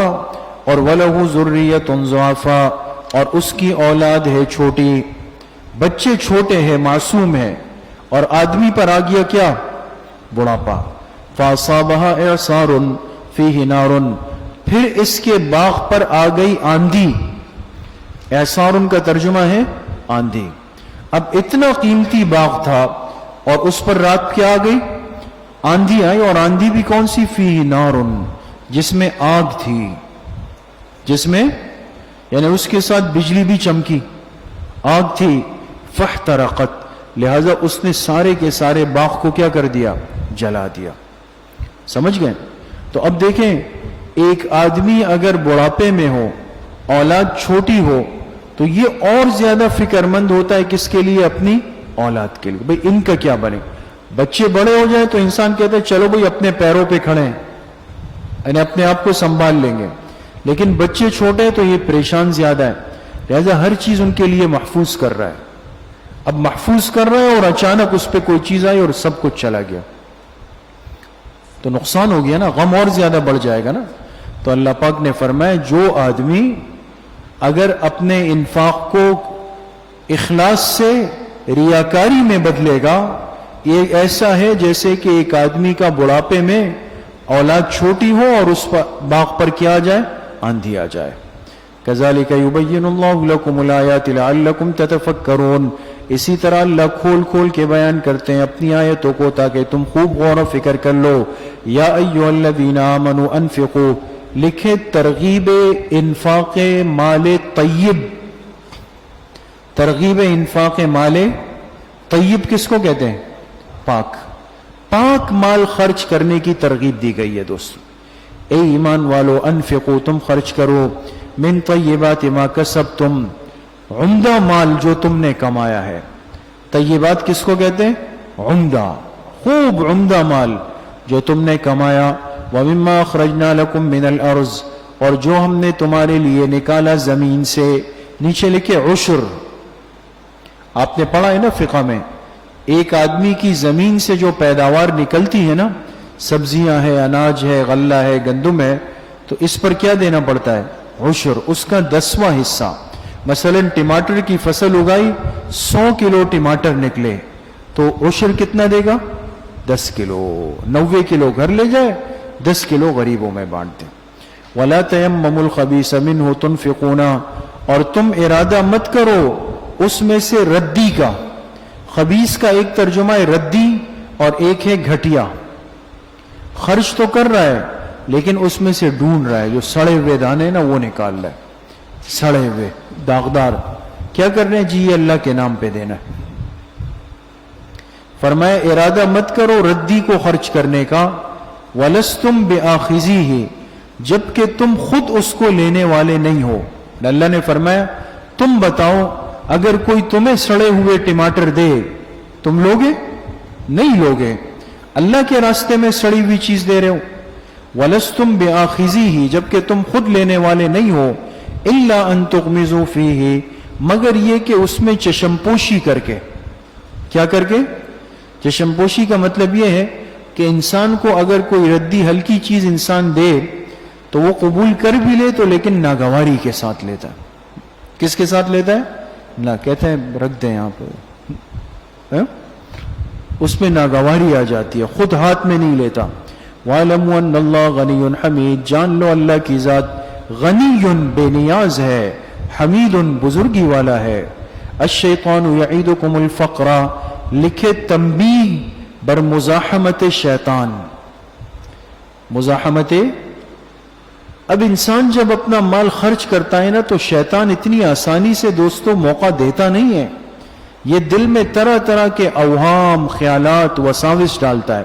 کبھی کہتا ہے سارا دے دو گے غریب قلاش فقیر بن جاؤ گے. فرمایا الشیطان یعدکم، شیطان تمہیں ڈراتا ہے فقر سے. یعدکم کا کیا ترجمہ ہے؟ شیطان تمہیں ڈراتا ہے فقر سے اور تمہیں حکم دیتا ہے بالفحشاء. کس کا؟ بخل کا. بخل کس چیز کا؟ بخل کا. ایک ترجمہ یہ کہ بخل کا حکم دیتا ہے، اور ایک یہ ہے کہ شیطان تمہیں حکم دیتا ہے بے حیائی کا. کیا مطلب؟ پہلے تو احساس دلایا کہ بھئی خرچ نہیں کرو فقیر ہو جاؤ گے، تم جمع کرتے رہے اب زیادہ ہو گیا نا تو اب دل میں آیا بھئی کہاں لگائیں، تو کہتا ہے وہ شراب پی لو، بدکاری کر لو، فلم دیکھ لو، بے حیائی کے کام بتا دیتا ہے. واللہ یعدکم مغفرۃ منہ وفضلا، اور اللہ تم سے وعدہ کرتے ہیں. یہاں پر یعید کس کے معنی میں؟ وعدے کے معنی. اللہ تم سے وعدہ کرتے ہیں اس کے بدلے مغفرت کا اور فضل کا. اللہ کہتے ہیں تم خرچ کرو میں تمہاری مغفرت بھی کروں گا، وفضلا، اور بڑا چڑھا کے واپس کروں گا. واللہ واسع علیم، اللہ وسعت والے جاننے والے ہیں. یؤتی الحکمت من یشاء، لکھے فہم دین. فہم اللہ جسے چاہتے ہیں حکمت دے دیتے ہیں. حکمت کس کو کہتے ہیں؟ دین کی سمجھ کو، دین کی سمجھ دے. ومن یؤت الحکمہ، اور جس کو حکمت دے دی گئی، فقط اوتی خیرا کثیرا، تحقیق اس کو خیر کثیر دے دی گئی. وما یذکر الا اولو الالباب، لکھے مستفیدین اور نصیحت حاصل نہیں کرتے الا اولو الالباب مگر عقل والے. وما انفقتم من نفقۃ، لکھے تاکید رعایت شرائط، تاکید رعایت. اب تاکید کی گئی کہ بھئی خرچ کرتے ہوئے، اللہ کے راستے میں دیتے ہوئے تمہیں ان شرائط کا خیال بھی رکھنا ہے. کچھ شرائط، وما انفقتم من نفقۃ، جو تم خرچ کرو، او نذرتم من نذر، یا جو تم منت مانو. منت جانتے ہیں نا کہ بھئی اگر میں وفاق میں پوزیشن آ گئی تو پورے مدرسے والوں کو بریانی کھلاؤں گا، منت مانی. یہ ہے نظر دوستو. تو جو تم خرچ کرو یا منت مان لو، فإن اللہ یعلم، تو بے شک اللہ اس کو جانتے ہیں. کیا مطلب؟ کہ یہ نظر کس کے لیے ہے؟ اس لیے کہ بعض لوگ غیر اللہ کے نام کی نظریں مانتے تھے. وما للظالمین من انصار، ظالموں کا کوئی مددگار نہیں. ان تبدوا الصدقات فنعما ہی، فرمایا اگر تم صدقات کو ظاہر کر کے دو نا، تبدو کے معنی ظاہر کرنا، تو فنعما ہی، تو یہ کیا ہی خوب ہے، یعنی یہ بھی اچھا ہے. بعض دفعہ مجمع میں دینا بھی باعث خیر ہوتا ہے. آپ نے دیا تو اس کو ترغیب ہو گئی، اس نے دیا اس کو ترغیب ہو گئی. سمجھ میں آ گئی؟ یہ بھی ایک طریقہ ہوتا ہے دوستو. انسان خود جب دے دیتا ہے تو دوسرے کو کیا ہو جاتی ہے؟ ہمت ہو جاتی ہے. ہمارے حضرت، بڑے حضرت مولانا عبدالغفور عباسی مہاجر مدنی رحمت اللہ علیہ جب کراچی تشریف لائے تو حضرت بنوری رحمت اللہ علیہ سے ملاقات کے لیے بنوری ٹاؤن تشریف لے گئے. تو حضرت نے فرمایا کہ ہم दारुल-हदीस और उसके ऊपर की इमारत की तामीर करना चाहते हैं, आप दुआ फरमा लें। तो हजरत के साथ तो बहुत बड़ी जमात थी मुरीदीन की। तो हजरत गए और हजरत ने वहां दारुल-हदीस में बुखारी शरीफ का दर्स दिया, वो बाकायदा छपा हुआ भी है, और वहां इफ्तिताही दुआ फरमाई। इसकी जामिया का जो दारुल हदीस है ये हजरत की दुआ से शुरू हुआ। अच्छा, फिर हजरत तो बड़े समझदार आदमी थे, तो हजरत बेनौरी रहमतुल्लाह अलैह बहुत मुस्तगनी मिजाज थे, ये नहीं था कि चंदे और ये। तो हजरत मौलाना अब्दुल गफ्फूर अब्बासी साहब रहमतुल्लाह अलैह ने अपनी जेब में हाथ डाला और ऐसे 1000 रुपए निकाले। उस वक्त पड़ा, हजरत से फरमाया ये मेरी तरफ से इस तामीर में कबूल फरमा ले। मैं ये किया तो अब ये खड़े हो गए, वो खड़े हो गए, वो खड़े हो गए। तो फिर हमने सुना कि एक साथी खड़े हो गए हजरत के मुरीदीन में से, उन्होंने फरमाया नहीं, ये जितना है ये सब खर्चा मेरे जिम्मे है, ये मैं कर लूंगा। समझ गए? तो कभी इस तरह होता है कि शेख हिम्मत कर लेता है, तो शेख का तूने तो छोटा नोट दिया, लेकिन ये कि मुरीदीन मुखलिस होते हैं तो अल्लाह पाक उनसे काम ले लेते हैं, ये भी होता है। तो फरमाया सदक़ात जाहिर करके दो तो क्या ही खूब है, यानी दूसरे को तरगीब हो जाएगी।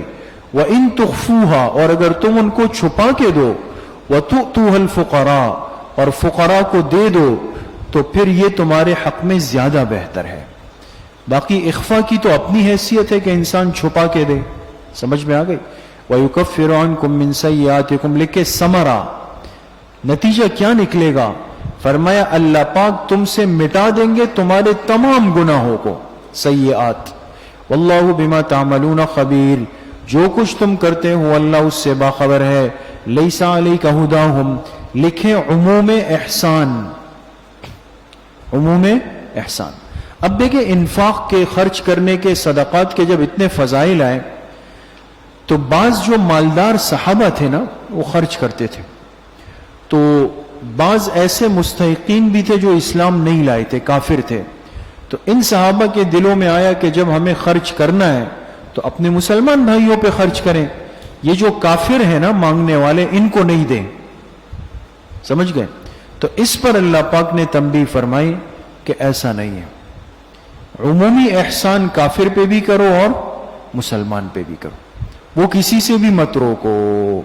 समझ में आ गई? समझ गए? बाकी अब इस पर एक इश्काल होगा कि हदीस पाक में आता है ला याकुल तआमक इल्ला तक़ियुन, और एक में है सालिहुन, तुम्हारा खाना न खाए मगर नेक लोग। तो फिर काफिर तो नेक नहीं है, तो फिर कैसे हम उसको दें? तो उसका जवाब यह है कि एक होता है ताआमे हाजत और एक होता है ताआमे दावत। एक है ताआमे हाजत, वो तो मुसलमान को भी दो और काफिर को भी दो, हाजत पूरी करनी है, उस पे अजर मिलेगा। और एक है ताआमे दावत, कि घर में दस्तरखान बिछाया, इकराम किया, इज्जत की, ये फिर मुसलमान और नेक लोगों के लिए रखो। समझ में? फरमाया लैसा अलैका हुदाहुम, तुम्हारे जिम्मे नहीं है उनको हिदायत देना। यानी दिल में ये ख्याल आया कि चलो इन पर खर्च करना बंद कर देते हैं, शायद ये इस्लाम में आ जाए। अल्लाह ने फरमाया भाई किसी को जबरदस्ती इस्लाम में नहीं लाना है, तुम्हारे जिम्मे नहीं उनकी हिदायत। वलाकिन्नल्लाह यहदी मन यशा, अल्लाह जिसे चाहे हिदायत दे दे। वमा तुनफिकू मिन खैरिन, और जो कुछ भी तुम खर्च करोगे, मिन खैरिन, खैर से मुराद माल है, अपने माल में से जो भी खर्च करोगे, फलिअन्फुसिकुम, लिखें फलिनफ़इ अनफुसिकुम, तो तुम्हारे ही नफ्स के फायदे के लिए। वमा तुनफिकून इल्ला इब्तिगाअ वजहिल्लाह, और जो तुम खर्च करोगे मगर ये कि अल्लाह की रजामंदी को हासिल करने में। वमा तुनफिकू मिन खैरिन युवफ़्फ़ा इलैकुम, और जो कुछ तुम माल खर्च करोगे, युवफ़्फ़ा इलैकुम, युवफ़्फ़ा के माने तुम्हें उसका पूरा पूरा बदला दिया जाएगा, तुम्हें उसका पूरा पूरा बदला दिया जाएगा। वअन्तुम ला तुज़लमून, तुम पे जुल्म नहीं होगा। लिलफ़ुक़राइल्लज़ीना उहसिरू फ़ी सबीलिल्लाह, असल मुस्तहिक़ीन सदक़ात, असल मुस्तहिक़ीन सदक़ात। अब सदक़ात के असल मुस्तहिक़ कौन है दोस्तों? अब ये इंसान की, मुसलमान की एक जिम्मेदारी है कि असल मुस्तहिक़ को ढूंढे। فرمایا للفقراء، ان فقراء کے لیے الذین احصروا فی سبیل اللہ، جو کہ روک دیے گئے فی سبیل اللہ، اللہ کے راستے میں. لکھے وصف نمبر 1، جو کیا کر دیے گئے؟ روک دیے گئے اللہ کے راستے میں. لا یستطیعون ضربا فی الارض. وصف نمبر 2، اور وہ طاقت نہیں رکھتے ضربن کا ترجمہ لکھے سفر کرنے کی، سفر کرنے کی طاقت نہیں رکھتے فی الارض زمین میں. اس کے نیچے لکھے عادتن. کیا؟ عادتن. اس لیے کہ عقلن تو وہ سفر کر سکتے ہیں، ہاتھ پیر صحیح سالم ہے، لیکن وہ روک دیے گئے ہیں. اب کیا مطلب دوستو؟ یا تو اس سے مراد دین کا طالب علم ہے کہ وہ اللہ کے راستے میں رکا ہوا ہے. جیسے آپ لوگ مثال کے طور پہ بیٹھ گئے مسجد میں، مدرسے میں، اور آپ چاہتے تو اس وقت میں جا کے کماتے، محنت کرتے، آپ رات کو 1-2-2.5 ہزار روپے آپ لوگوں کے پاس بھی ہوتے ہے نا. لیکن آپ اللہ کے راستے میں روک دیے گئے، اور اس رکنے کی وجہ سے آپ لوگ چلت پھرت کر نہیں سکتے. نہ کرنے سے مراد عادتن، ویسے تو کر سکتے ہیں نا، ہاتھ پیر تو کام کر رہے ہیں، لیکن عادتن نہیں کر سکتے اس لیے کہ سبق ہے. تو دین کا طالب علم 8 سال 10 سال مدرسے میں گویا بند ہو جاتا ہے. اب یہ کیا کرے گا؟ اس کے کھانے پینے اور انفاق کا خرچہ کون اٹھائے گا؟ امت اگر یہ کہے کہ جی یہ تو ایسے ہیں اور یہ ویسے ہیں، اور جائیں اپنے لیے کوشش کریں، تو نتیجہ کیا نکلے گا کہ سب کہیں گے ٹھیک ہے بھائی مجھے بھی کمانا ہے، وہ بھی چلے گئے، وہ بھی چلے گئے. کل کو بچے کو قاعدہ قرآن دین مسائل پڑھانے والا کوئی نہیں رہے گا. آنے والی ساری امت جو ہے دین سے محروم ہو جائے گی. سمجھ گئے؟ ایک مطلب. دوسرا مطلب یہ کہ اس سے مراد مجاہدین ہے کہ جنہوں نے اپنے آپ کو اللہ کے راستے کے لیے وقف کر دیا، چلے گئے، گھر بار چھوڑ دیا، اب میدان جہاد میں مشغول ہے. اب ان کی وجہ سے ہم محفوظ ہیں. سمجھ گئے؟ وہ کفر کے مقابلے میں کھڑے، تو اب پیچھے ان کے گھر والوں کا، بیوی بچوں کا، بوڑھے ماں باپ کا، ان کی کفالت کون کرے گا؟ اگر امت کہے کہ جی ہم نے تو نہیں کہا تھا کہ تم جاؤ، یہ کہہ کے جان چھڑائے، تو نتیجہ یہ ہوگا کہ اس کو یہاں سے اطلاع جائے گی کہ بھئی گھر کے حالات خراب ہے، ایک ایک کر کے سب واپس آ جائیں گے، وہ بھی کمانے میں لگ جائیں گے، کافر جو ہے وہ غلبہ پالیں گے. سمجھ گئے؟ تو آج یہی فکر ہے، آج یہی ملحدانہ ذہن بنایا جاتا ہے کہ بھئی دینی مدارس اور نظام کو قابو کرنے کا آسان حل یہ ہے کہ ان کے یہ جو چندے ہیں اور یہ معاملات بند کر دیے جائیں. اب لے دے کے سارا زور اس پہ آ گیا. ہم مدارس کو سالانہ آڈٹ رپورٹ پیش کرنی ہوتی ہے دوستو. آڈٹ رپورٹ، آڈٹ جانتے ہیں نا؟ آڈٹ تو جانتے ہیں نا؟ اپنے معاملات کی پوری تفصیل.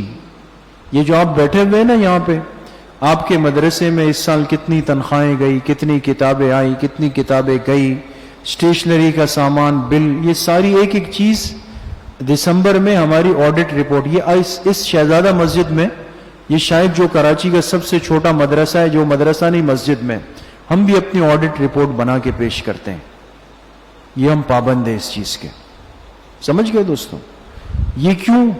کہ بھئی اب یہ معاملات پتہ چلے جائے کہ ان کے پاس کیا ہے اور کیا نہیں ہے، اور کیا ہے اور کیا نہیں. باقی کسی نے آدھا ملک کھا لیا، کسی نے خزانے کھا لیے، کسی نے اربوں ڈالر کھا لیے، کوئی انگلینڈ میں ہے، کوئی دبئی میں ہے، کوئی لندن میں ہے، کوئی امریکہ میں ہے، وہ سب حاجی صاحبان ہیں. سمجھ میں آ گئی؟ باقی مدرسے کے استاذ کو 8,000 تنخواہ مل رہی ہے، اس کی ہمیں آڈٹ رپورٹ پیش کرنی ہے.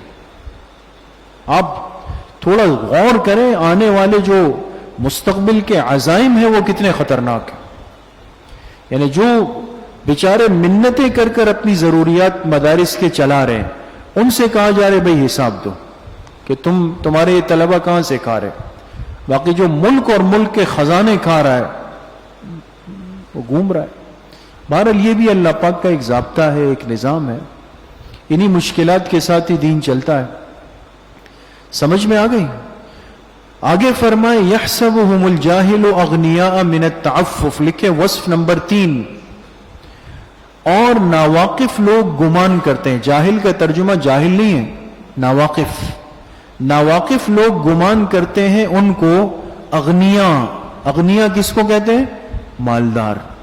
من التعفف بوجہ سوال سے بچنے کے، بوجہ سوال سے بچنے کے۔ اب ایک آدمی کسی سے مانگ نہیں رہا، صاف ستھرے کپڑے ٹوپی میں گھوم رہا ہے، تو لوگوں کو لگتا ہے کہ جی یہ تو ماشاءاللہ سے خود خان صاحب ہے۔ سمجھ میں آ گئی؟ اس لیے ہمارے علماء نے لکھا کہ طلبہ علماء کو صاف ستھرا رہنا چاہیے۔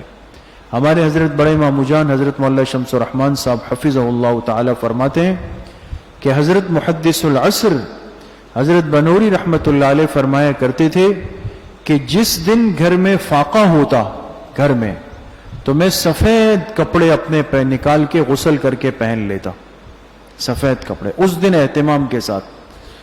اور جو ان کے خاص رفیق تھے جن سے بڑی محبت تھی، حضرت مولانا فضل محمد سواتی صاحب رحمت اللہ علیہ، تو فرمایا اگر ان کے گھر میں فاقہ ہوتا تو وہ بھی سفید کپڑے پہن کے، تو حضرت فرماتے تھے کبھی ایسا ہوتا کہ میں نے بھی سفید کپڑے پہنے ہوتے، حضرت نے بھی تو ہم دونوں سمجھ جاتے کہ گھر میں کیا ہے، فاقہ ہے۔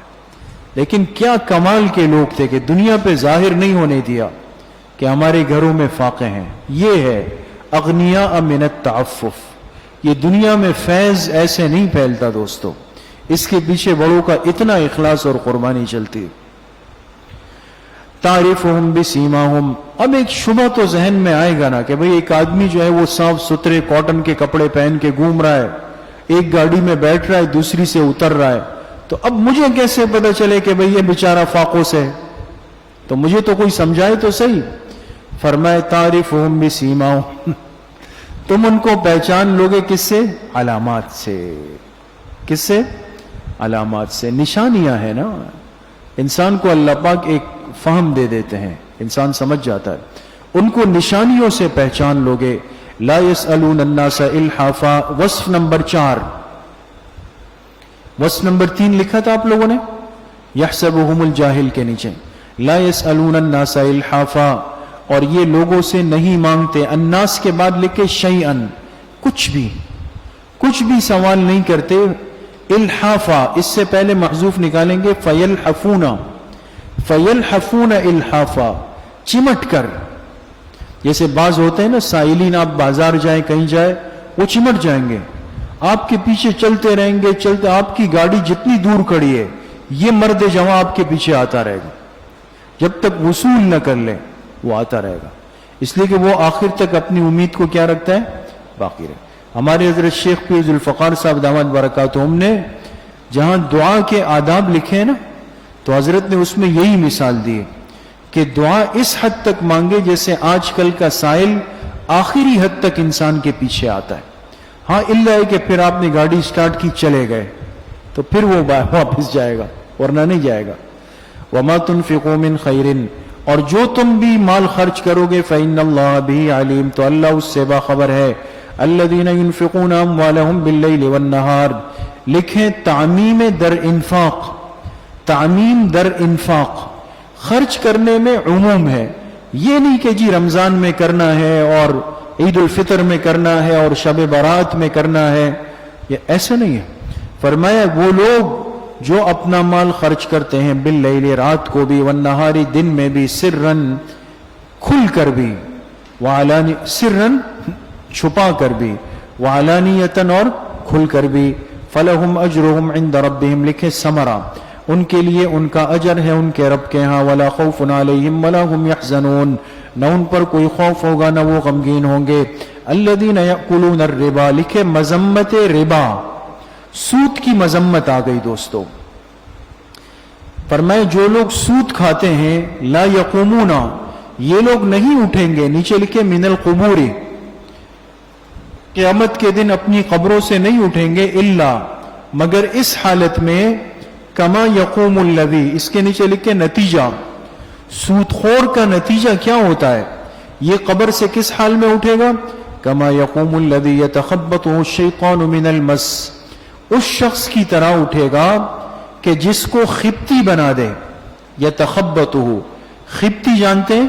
پاگل، مجنون، دیوانہ، جس کو خبتی بنا دے الشیطان، جن، من المس، لپٹ کر، کیا کر کے؟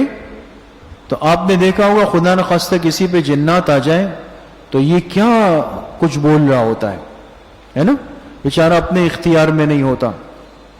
یا یہ کہ جس کو شیطان جس کا دماغ خراب کر دے، اس کو پاگل کر دے، تو آپ دیکھیں ایک پاگل آدمی اگر راستے میں جا رہا ہو تو وہ کیا کرتا ہے؟ کبھی اس کو گالیاں دے رہا ہے، کبھی ادھر پتھر مار رہا ہے، کبھی اپنے آپ سے باتیں کر رہا ہے، نہیں اس طرح. تو یہ سود خور جب قبر سے اٹھے گا نا تو پاگلوں جیسی حرکتیں کرتا ہوا اٹھے گا. اعاذنا اللہ منہم. ذالک بانہم، لکھے سبب انجام. یہ انجام کیوں ہوا اس کا؟ فرمایا یہ اس لیے کہ بانہم قالوا، یہ وہ لوگ تھے جو کہتے تھے انما البیع مثل الربا، کہ بیع تو سود کی طرح ہے. بیع کس کو کہتے ہیں؟ خرید و فروخت نا، تجارت. کہتے تھے تجارت تو سود کی طرح ہے، دونوں میں کوئی فرق ہی نہیں ہے. وَأَحَلَّ اللَّهُ الْبَيْعَ، رد، اللہ نے ان کی بات کو رد فرمایا. فرمایا اللہ نے بیع کو حلال فرمایا، سود کو حرام فرمایا. فَمَنْ جَاءَهُ مَوْعِظَةٌ مِّن رَبِّهِ، بیان مستفیدین، پس آ جائے جس کے پاس موعظۃ، نصیحت اس کے رب کی طرف سے، فَانْتَہَا، اور وہ رک جائے، پتہ چلا سود حرام ہے فوراً رک گیا، تو فَلَهُ مَا سَلَفَ، تو اس کے لیے ہے جو کچھ وہ پہلے گزار چکا. لکھیں قبل التحریم، قبل اس حرمت سے پہلے جو معاملات ہو چکے نا وہ تو ہو گئے، اس پر سزا نہیں ملے گی. وَأَمْرُهُ إِلَى اللَّهِ، اور اس کا معاملہ اللہ کے حوالے. وَمَنْ عَادَ، اور جو دوبارہ لوٹ جائے، جو کیا کرے؟ عادہ کے نیچے لکھے إِلَى هَذَا الْقَوْلِ وَالْفِعْلِ، إِلَى هَذَا الْقَوْلِ وَالْفِعْلِ، کیا مطلب؟ جو لوٹ جائے. اب دیکھیں سود حرام ہے پتہ چل گیا، لیکن یہ آدمی قولاً بھی فعلاً بھی دوبارہ سود کی طرف گیا. قولاً کیا ہے کہ نعوذ باللہ لوگوں سے کہتا ہے نہیں نہیں سود تو حلال ہے، یہ قولاً ہے. اور فعلاً کیا ہے کہ سود کے معاملات کر رہا ہے. تو فاولئک اصحاب النار، یہ جہنمی ہے اور جہنم میں ہمیشہ رہے گا، اس لیے کہ اس نے حرام کو حلال کہا ہے، اور حرام کو جان بوجھ کے حلال کہنے والا کیا ہے؟ کفر میں چلا جاتا ہے. یمحق اللہ الربا ویربی الصدقات، انجام سود، اللہ سود کو مٹاتے ہیں. ویربی الصدقات، انجام صدقات لکھیں، اور اللہ صدقات کو بڑھاتے ہیں.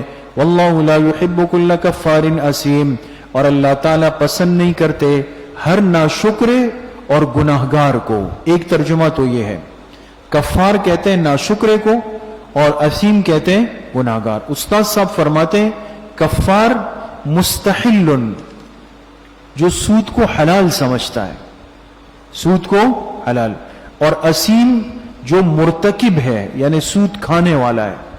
اوپر بات آ گئی نا، قولاً بھی اور فعلاً بھی. ان الذین آمنوا وعملوا الصالحات، لکھیں بشارت، بے شک جو ایمان لائے نیک اعمال کیے، واقاموا الصلاۃ وآتوا الزکاۃ، اور نماز قائم کی اور زکوٰۃ کو ادا کیا، لہم اجرہم عند ربہم، ان کے لیے اجر ہے ان کے رب کے پاس. تو 5 منٹ میں رکوع پورا کیے. ان کے لیے اجر ہے ان کے رب کے پاس. ولا خوف علیہم ولا هم يحزنون، لہم اجرہم کے نیچے لکھے نتیجہ، نہ ان پر کوئی خوف ہوگا نہ یہ غمگین ہوں گے. یا ایھا الذین آمنوا، لکھے تنبیہ مومنین، اے ایمان والو، اتقوا اللہ، ڈرو اللہ سے، وذروا ما بقی من الربا، اور چھوڑ دو جو ما بقیہ سود ہے. جو ما بقیہ، ابھی تک تو سود کی حرمت آئی نہیں تھی نا، اب جب حرام ہو گیا تو بہت سارے لوگوں کے سودی معاملات پھنسے ہوئے تھے، سود لینا تھا. تو اللہ نے فرمایا جب حرمت آ گئی تو بقیہ سود کو کیا کر دو؟ چھوڑ دو. ان کنتم مومنین، اگر تم ایمان رکھتے ہو. فإن لم تفعلوا، تخویف دنیاوی، اگر تم ایسا نہیں کرو گے تو فأذنوا بحرب من اللہ ورسولہ، تو اعلان سن لو اللہ اور اللہ کے رسول کی طرف سے اعلان جنگ. سن لو اللہ اور اللہ کے رسول کی طرف سے کیا چیز؟ اعلان جنگ سن لو. وَإِن تُبْتُمْ، اور اگر تم نے توبہ کر لی سود سے، تو فَلَكُمْ رُؤُوسُ أَمْوَالِكُمْ، تو تمہیں تمہارا رأس المال ملے گا. رأس المال جانتے ہیں کس کو کہتے ہیں؟ جو اصل سرمایہ ہوتا ہے. ایک آدمی کسی کو 1 لاکھ روپے دے 1,00,000 रुपए, और कहे भाई इस पर हर महीने मुझे 5-5 हजार रुपए सूद दो, नाउज़ु बिल्लाह, और 3 महीने बाद पता चला कि ओ ये तो हराम है ना, तो अब सारे पैसे हराम हो गए या जो 5-5 हजार वाले? 5-5 जो असल रासुल माल है ना 1,00,000 वो तो इसके है ना, पर मैं वो तुम्हारे लिए हलाल है। ला तज़लिमून वला तुज़लमून, न तुम जुल्म करोगे न तुम पे जुल्म किया जाएगा। नीचे लिखे इस कानून के बाद, इस कानून के बाद, व इनका नज़ु उसरतिन, कान के नीचे लिखे कर्जदार, और लिखे इम्हाल मुफलिस, तंगदस्त को मोहलत देना, इसकी भी तरगीब है। अगर कर्जदार तंगदस्त हो, जू उसरा, एक आदमी ने आपसे कर्जा लिया, का 1 हफ्ते बाद दे दूंगा, लेकिन 1 हफ्ते बाद भी आपको अंदाजा है कि उसके पास इंतजाम नहीं है, ये तंगदस्त है, तो फरमाया अगर कर्जदार तंगदस्त हो तो फनज़िरतुन इला मैसरा, उसको मोहलत देना है उसकी आसूदगी तक। मैसरा क्या है? आसूदगी, आसूदगी के माने सहूलत के आने तक, उसको मोहलत दे दो। व अन तसद्दक़ू खैरुल लकुम इन कुंतुम तालमून, और अगर तुम माफ ही कर दो, यहां तसद्दक़ू सदक़े के माने में नहीं है, जिसने तुमसे कर्ज लिया था तुम्हें पता चल गया कि वो बेचारा वापसी पर कादिर, और अगर देगा भी तो बड़ी मुश्किलों से देगा, तो अगर तुम माफ ही कर दो तो ये तुम्हारे हक में बेहतर है। इन कुंतुम तालमून, अगर तुम जान सको। क्या मतलब? यानी माफ करने के फजाइल, समझ गए? वत्तकू यौमन, लिखे तख्वीफ उखरवी, डरो उस दिन से, तुरजाऊन फीही इलल्लाह, जिसमें तुम सब के सब लौटाए जाओगे अल्लाह की तरफ। सुम्मा तुवफ़्फ़ा कुल्लु नफ्सिन मा कसबत, फिर बदला दिया जाएगा हर नफ्स को। मां से पहले महजूफ निकाले जज़ाओ, बदला दिया जाएगा हर नफ्स को उसके किए हुए का, उसके किए हुए का बदला दिया जाएगा। वहुम ला युज़लमून, और उन पर जुल्म नहीं किया जाएगा। समझ गए? वाखिर दावाना अनिल हम्दुलिल्लाह। मुफ्ती साहब आ गए।